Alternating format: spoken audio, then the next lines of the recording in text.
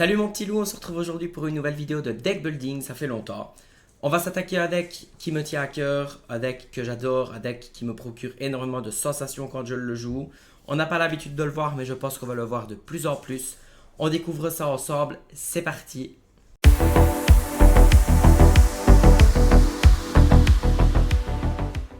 Alors, comme vous pouvez le voir ici donc sur votre écran, c'est un deck bleu-mauve, donc le Blurple qui commençait à se montrer un petit peu au chapitre 5. Je trouvais qu'il manquait quand même pas mal de choses. C'est un deck que j'ai joué beaucoup du coup au chapitre 5. Je me suis très amusé avec. J'ai retenté l'expérience au chapitre 6 avec des nouveaux ajouts. Et le deck est vraiment une pépite à jouer. C'est très amusant à jouer. C'est très fort aussi également. Il a gagné une Winnerbox à Namur et j'ai gagné une Winnerbox ici à Soumagne. Il perf un petit peu de temps en temps. J'espère qu'on va le voir de plus en plus. Ça serait chouette. Et en plus de ça, il a plein d'outils et plein d'armes. C'est vraiment un deck couteau suisse et j'adore ça. Alors, de quoi le deck se compose-t-il? Alors, nous avons en TA Adepte de Chernabog. La carte, on ne la présente plus. Elle s'est installée comme étant un des meilleurs TA pour Mauve, du coup, pour l'archétype Mauve, parce que c'est super fort. Alors, elle se recycle. On part à l'aventure, on pioche une carte, c'est super fort. Ou alors, on ne pioche pas de carte et on garde une créature qui a 2-1 et qui peut faire un trade. Ça peut être sympa. Et combiné à Crabe, ça peut être sympa aussi. Balai magique, pareil, une 1-2 ici. Ici, à chaque fois qu'on joue un personnage, on peut la bannir et piocher une carte. C'est donc une deuxième carte qui vous permet de vous recycler et de piocher une carte supplémentaire ou d'avoir un petit body qui coûte pas cher et qui peut se combiner à Crabe. Nous avons la nouvelle carte mauve Diablo Corbeau Docile. Quand ce personnage est banni, on peut piocher une carte exactement de la même raison que je viens d'énoncer pour Adepte de Chernabog et pour Balai Magique. Combiné à Crabe, ça peut être super fort parce que ça devient une 3A qui peut aller chercher presque n'importe quoi en début de partie. Et en plus, si vous faites ça, vous piochez une carte. Donc, on a un petit package de 11 cartes en TA. On peut diminuer et passer à 10. Bien sûr, le deck n'est pas figé dans la glace. Bien entendu, vous pouvez l'adapter comme vous voulez. Moi, c'est la version que j'ai jouée, mais à la fin de la vidéo, je vous dirai comment je l'ai modifié suite à la Winnerbox que j'ai gagnée, parce que j'ai des petites idées d'optimisation. Donc du coup, restez bien jusqu'à la fin de la vidéo. Alors, on a le petit package de TA qui se recycle. Donc c'est des petits bodies, ils se recyclent, ils piochent, on avance dans le deck, c'est super fort. Alors ensuite, on a le petit package Madame Mime Serpent, Madame Mime Renard. Pareil, on ne les présente plus, elles sont très fortes, elles permettent de récupérer des armes qu'on a déjà jouées, surtout à Mauve. Elles permettent de bounce les chèvres, de rejouer des chèvres, elles permettent de bounce des lapins, rejouer des lapins. Madame Mime Renard permet d'aller chercher absolument presque n'importe quoi. Et ça du coup, c'est quand même intéressant. Nous avons ensuite Typo Fils en croissance. Alors Typo, la particularité de ce deck réside dans le fait que grâce au bleu qui va donner un petit coup de fouet, vous allez pouvoir accélérer votre rampe très tôt dans la partie et accéder à vos tours 4 plus vite. Un tour plus vite. Et généralement, quand les tours 4 arrivent, surtout les T4 de ce deck-ci, ils sont très forts et très impactants et ça va vous donner de la value et ça va vous faire avancer vers la victoire. Alors, Typo, lui, quand il est joué, on peut ancrer une carte de sa main qui n'est pas ancrable si on le désire et on ne doit pas montrer ce qu'on ancre. Donc, du coup, ça peut permettre d'avoir un avantage stratégique sur la personne ne saura pas ce qu'on a ancré. Alors, très important à garder au mulligan le Typo avec une autre carte qui se joue en parallèle si jamais vous n'avez pas Typo, mais je vous expliquerai un petit peu plus tard pourquoi. Alors, nous avons Merlin Crabe qui se combine avec l'ETA qu'on a cité plus haut et même avec d'autres cartes. Nous avons 3 génies veut exaucer, donc le nouvel ajout qui permet de donner une accélération au deck. C'est une 2-4 insaisissable qui leur pour 2. Quand elle est jouée, on peut piocher une carte, donc il a un effet d'entrée de jeu qui est similaire au lapin, mais attention, il ne faut pas le comparer au lapin. Ce ne sont pas les mêmes cartes, elles ne servent pas du tout à la même chose. Même si elles font piocher toutes les deux quand elles rentrent en jeu, elles n'ont pas la même utilité, la même fonction. Le génie va avoir la particularité d'être insaisissable et de l'aurer pour 2, donc ça va vous faire accélérer dans la partie plus vite. Et le lapin vous permet de, lui, à contrario, de piocher une carte en entrée de jeu, de piocher une carte en sortie de jeu. Donc généralement, vous partez à l'aventure avec, vous chantez mes amis de l'au-delà avec, et puis vous le rebouncez pour générer de la value et générer des cartes. C'est 2 T4 qui sont très forts, mais qui n'ont pas la même utilité, comme je viens de le dire. Nous avons aussi en T4 Merlin Chèvre. Là pour le coup, Merlin Chèvre, j'ai rien à dire, c'est une des cartes les plus fortes du jeu. Elle fait gagner de l'or quand elle rentre en jeu et elle fait gagner à l'or quand elle quitte la zone de jeu. Ça vous permet de finisher, ça vous permet d'avancer dans la partie, ça permet de mettre une pression. C'est une 4-3, la personne en face, si vous la posez, elle va avoir tendance à vouloir la gérer. Parce que si elle ne vous la gère pas, vous allez l'aurer avec et vous allez la rebounce et la rejouer. Donc vous allez avancer dans la partie petit à petit. Alors, on a ensuite en T5, nous avons Belle Mystique Accomplie. Alors, cette petite belle, elle est incroyable. Quand elle est jouée, on peut déplacer jusqu'à 3 jetons dommages d'un personnage sur un personnage adverse de son choix. Soit on fait un trade avec son tour 4 et le tour d'après, on joue belle, on soigne son tour 4 et on va chercher une Kaloun ou on va chercher un autre personnage qui peut être très embêtant.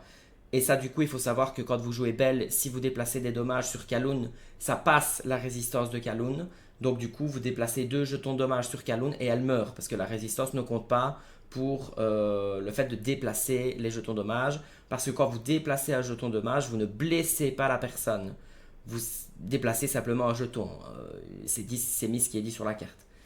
Alors, nous avons aussi Elsa 5e esprit qui permet d'aller chercher tout ce qui est agressif, tout ce qui est petites créatures agressives qui sont compliquées à aller chercher au début de partie, le porcinet, le flin. Ça permet aussi de coucher le génie adverse, d'aller dedans et d'aller dedans avec son génie si on a posé le tour d'avant et Elsa pour gérer le génie de la personne en face. Ce qui est très fort parce que ça vous permet de prendre une tempo de dingue. Et elle sert de support à Alter à la grande Elsa Esprit de l'hiver, mais on en parlera dans pas longtemps. Nous avons aussi en tour 5 Donald Pied Plat Concentré, qui lui, quand il est joué, on peut ancrer une carte du dessus de son deck et la mettre dans sa réserve d'encre face cachée. On ne sait pas ce qu'on ancre, c'est pour ça qu'ici j'ai fait une petite modification que je vous expliquerai à la fin de la vidéo. Parce que du coup,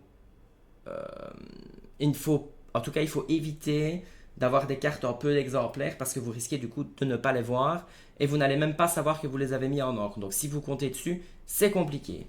Alors, on arrive ensuite à un petit drop 1 que j'ai mis dans le deck. Personnage drop 6, pardon, que j'ai mis en une fois dans le deck. Merlin, alors l'alter pour 5, quand on joue ce personnage, on peut, et bien entendu, il faut avoir utilisé ses capacités d'alter, on peut aller chercher une carte dans son deck, ne pas la révéler à l'adversaire et la rajouter dans sa main. On peut donc aller chercher clairement ce dont on a besoin pour gagner la partie. Alors, nous avons ensuite Hadès Conspirateur Infernal, qui lui, quand il est joué, on peut placer un personnage adverse dans sa réserve d'encre. Ça vous débarrasse de n'importe quel personnage, c'est super fort. Ensuite, on a Elsa Esprit de l'hiver, donc qui s'altère ou pas sur la Elsa 5e esprit. Quand on joue ce personnage, on choisit 2 personnages adverses qui du coup vont être épuisés, on va les geler. Et ils ne pourront pas se redresser au début du prochain tour. Donc en gros, vous empêchez de partir à l'aventure 2 personnages, vous empêchez de faire chanter 2 personnages, et si vous voulez coucher le même tour que vous jouez Elsa, vous pouvez même aller dedans pour les trades si jamais vous voulez les trades tout de suite pour prendre le board. Ou simplement faire 3 de l'or et puis la rebounce après avec Mime Serpent, la rejouer parce que vous allez monter très vite en encre, vous allez voir. On a ensuite Voguer sur la mer Azurite, donc qui se combine avec Typo. Alors au Mulligan, il faut garder soit une, soit l'autre. C'est un peu compliqué de garder les deux parce que généralement, vous allez faire votre TA, vous allez ensuite faire Typo ou Voguer sur la mer Azurite pour ancrer une carte supplémentaire. D'ailleurs, la Voguer sur la mer Azurite est différente de Typo. On peut ancrer une carte supplémentaire, mais ça doit être une ancrable et on doit révéler la carte qu'on ancre, puisque du coup, c'est faire une deuxième fois l'action de j'ancre cette carte, je la place dans ma réserve d'encre. Voilà. C'est une petite différence qu'il faut savoir. Il faut aussi savoir que Voguer sur la mer Azurite est un effet continu sur le tour. Ça veut dire que quand vous la jouez, ce tour-ci, vous allez pouvoir ancrer une fois supplémentaire. Et la carte a un deuxième effet, vous piochez une carte. Donc, vous la jouez, vous piochez votre carte et vous réfléchissez si vous voulez ancrer une deuxième fois ou pas. Vous n'êtes pas obligé, ce n'est pas obligatoire. Alors, qu'est-ce qu'elle permet de faire avec Typo? Elle permet de passer directement au tour 4 et directement, donc du coup, de jouer.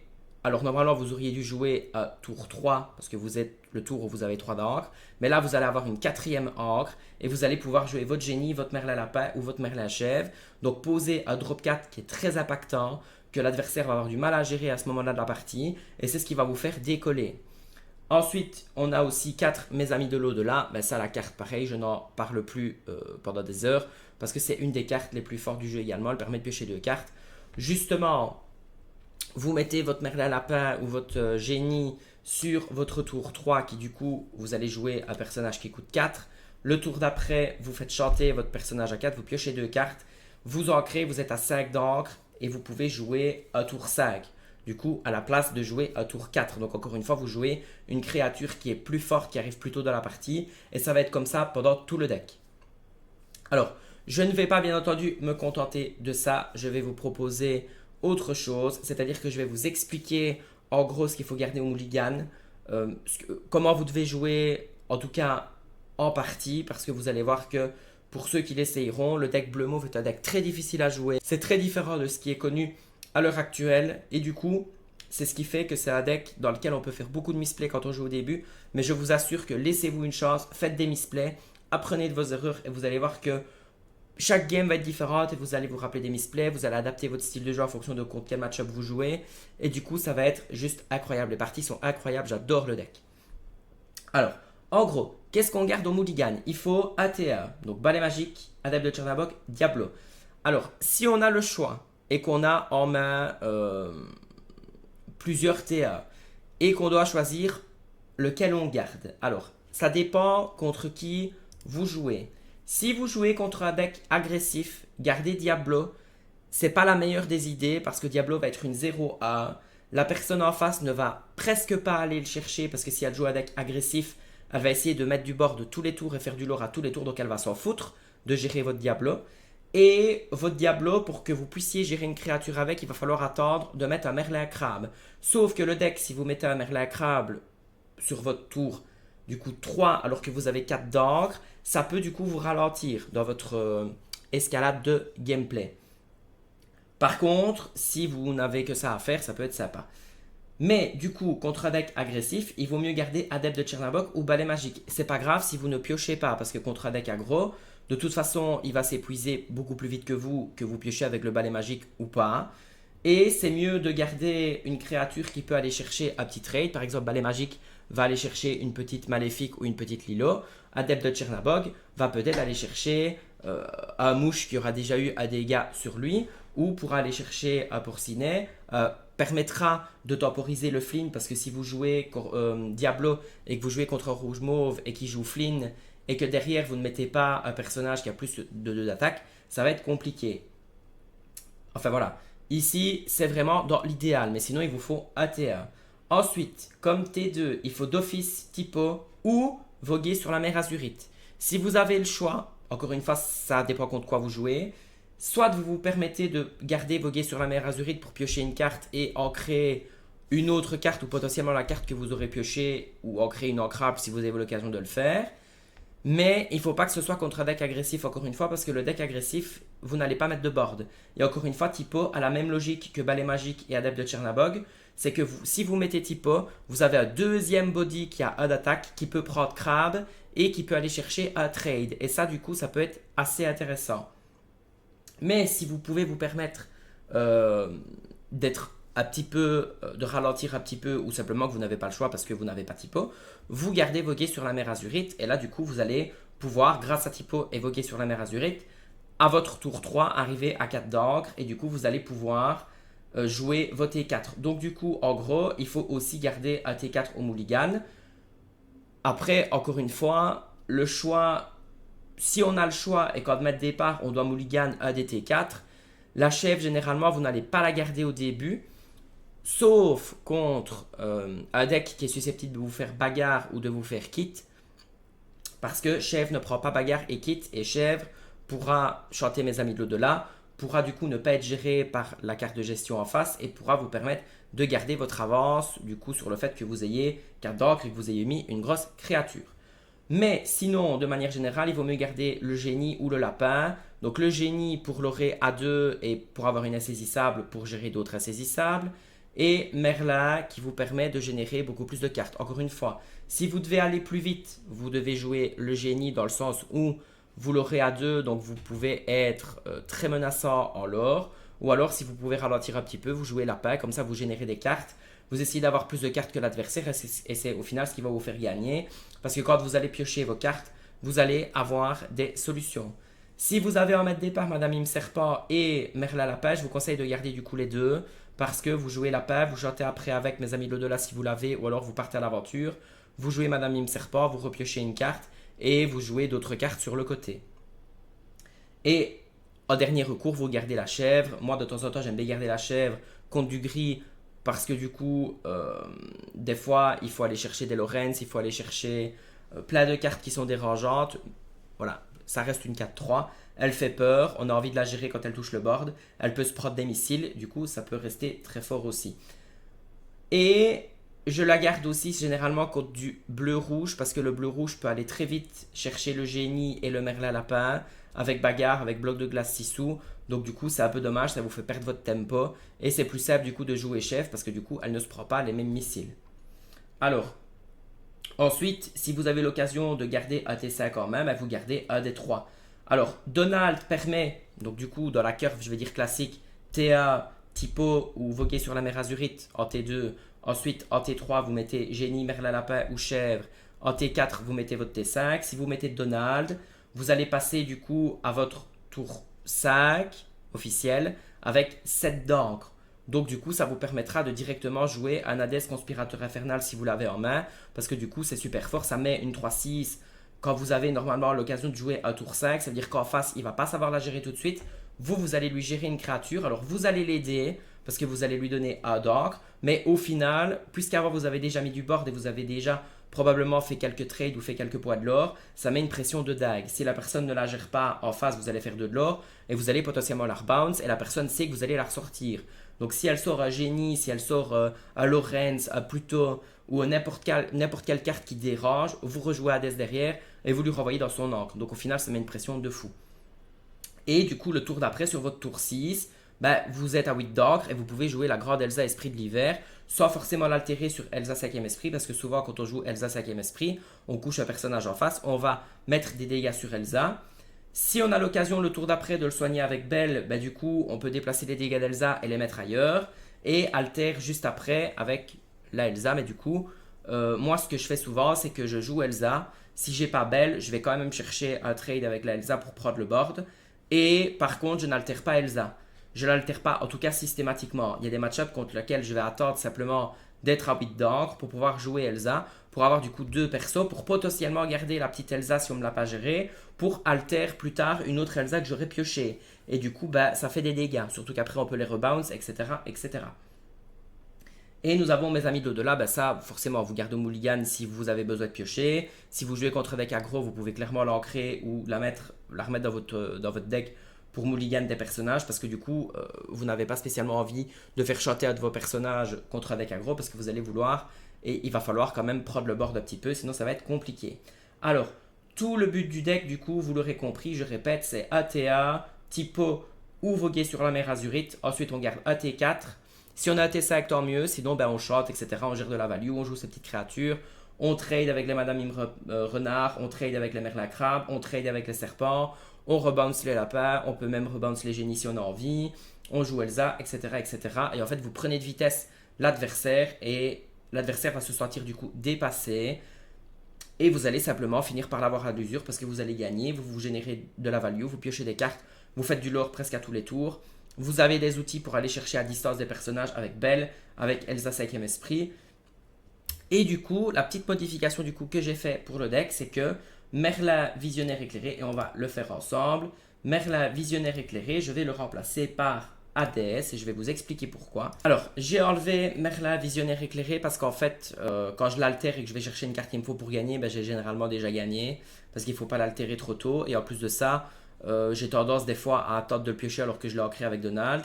Que du coup, le Hades ici qui est là, il est très sympa parce que durant le tour de vos adversaires, chaque fois que l'un de vos personnages est banni, vous gagnez 2 éclats de l'or. En gros, si vous ne jouez pas Donald, parce que vous n'avez pas l'occasion de l'avoir ou que vous n'avez pas nécessité de directement passer à cette dog parce que vous n'avez pas Hades, Conspirateur Infernal, et que vous avez eu votre T1, votre T2 en jouant Typo, vous avez mis votre T4 qui est Génie, Chèvre ou Lapin, vous avez mis votre T5 qui est Belle, Elsa ou Donald, et ensuite vous mettez Hades que vous avez en main directement, et là vous avez du board, vous avez Hades, et si la personne ne gère pas le Hades qui est ici, elle va très vite se sentir dépassée parce que vous allez partir à l'aventure, Et si elle ne sait pas gérer ADS à distance et qu'elle ne sait pas, en plus de ça, le tuer, si elle tue vos personnages, vous gagnez 2 de l'or. Donc du coup, généralement, ça peut lockdown 1 ou 2 tours à deck. Et du coup, ça peut être très fort. Je la mets une fois pour le moment en test, mais à voir. Autre carte aussi que j'ai décidé d'enlever, vous ne le voyez pas, mais je le fais. J'enlève un Donald et je rajoute une belle en plus. Je vais sauvegarder le deck. Voilà. On le sauvegarde. Comme ça, je vais vous remontrer après ce que ça donne. Alors, mes decks, on regarde ensemble. Blurple. Et nous avons du coup la nouvelle version que je vais tester. Et je vous dirai quoi, évidemment. Donc, on a enlevé un Donald parce que je trouve que je ne l'utilise pas souvent. Et on a rajouté une Belle parce que je trouve que Belle, elle est super forte. Et du coup, le fait de la mettre 3 fois, on peut l'ancrer une fois et la repiocher un petit peu plus tard. Et Belle permet d'aller chercher les Kaloons, d'aller chercher les mouches, d'aller finir des génies dans lesquels on serait allé avec Elsa, etc. Et du coup, c'est super fort. Voilà ici les 2 petites modifications que je vais tester, d'ailleurs qui m'a été dit par une copine Lorcana. Du coup, bah, merci à elle. J'espère que toi aussi tu as testé. Et si tu as testé et que tu aimes bien, n'hésite pas à le mettre en commentaire. D'ailleurs, s'il y en a qui désirent me soutenir et m'aider dans l'aventure YouTube, il ne faut plus que jamais commenter, liker et s'abonner. Ça me ferait super plaisir. C'est comme ça que le référencement fonctionne. Donc, si vous pouviez le faire, ce serait super sympa. En plus, on pourrait discuter autour du deck et ça serait top. C'est tout pour la vidéo d'aujourd'hui. Alors, je pense que je vais sortir une vidéo plus tard avec des gameplays, soit sur l'Orcanito, soit en live, donc avec un setup, etc. Parce que je trouve que c'est un deck qui nécessite quand même pas mal d'apprentissage. Essayez-le, dites-moi ce que vous en pensez en commentaire. Bisous mon petit loup, c'était Stygiane. Mouah.